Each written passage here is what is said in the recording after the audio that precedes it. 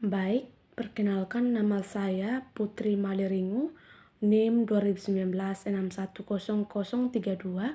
Di sini saya akan melakukan penyuluhan tentang penyakit HIV/AIDS itu sendiri. Ya, kita akan mulai.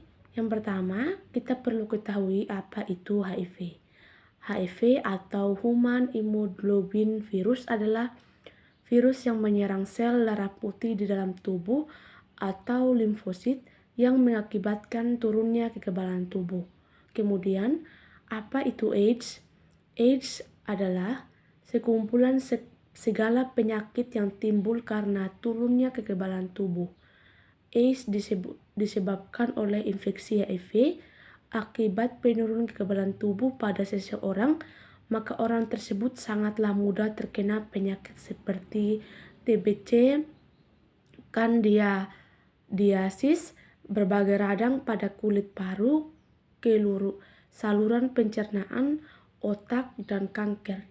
Secara umum, penyakit HIV/AIDS itu sendiri adalah penyakit menular yang disebabkan oleh virus dan pembunuh nomor 1 di dunia yang menyerang tubuh manusia. Kemudian penyebab dari HIV/AIDS itu yang pertama menggunakan alat suntik yang dipakai bergantian atau yang disteril, yang tidak steril. Kemudian ada kegiatan seks yang berisiko. Kemudian ada dari seorang ibu hamil yang HIV positif pada bayinya selama masa kehamilan, kemudian kontak dengan cairan tubuh, kontak darah, dan ASI.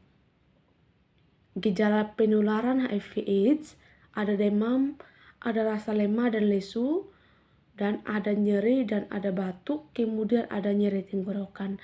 Jadi kalau kita merasakan nyeri atau demam yang berlebihan atau nyeri, kita lebih baiknya kita segera ke dokter untuk melakukan tes HIV, apakah kita terkena HIV/AIDS atau tidak. Kemudian ada gejala selanjutnya. Gejala selanjutnya itu ada demam berkepanjangan, penurunan berat badan lebih dari 10 dalam 3 hari, tubuh menjadi lemah hingga berpengaruh ke aktivitas sehari-hari. Kemudian ada pembekakan kelenjar leher, lipat paha, dan ketiak. Kemudian batuk dan sesak nafas dari 1 bulan secara terus-menerus. Kemudian ada kulit gatal bercak merah kebiruan. Kemudian ada cara pencegahan HIV/AIDS itu sendiri. Yang pertama itu menghindari free sex sebisa mungkin.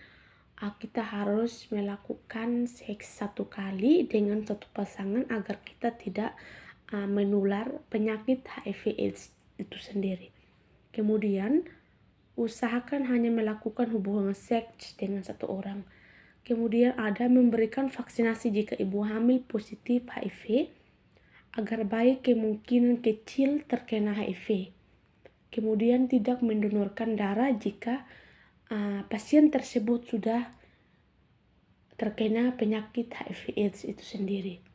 Pengobatan sementara penyakit HIV/AIDS ini sendiri ada berbagai obat. Yang pertama itu ada azithromycin atau AZT, kemudian ada diodokinosis atau DDI, kemudian ada didiotidin atau DDC.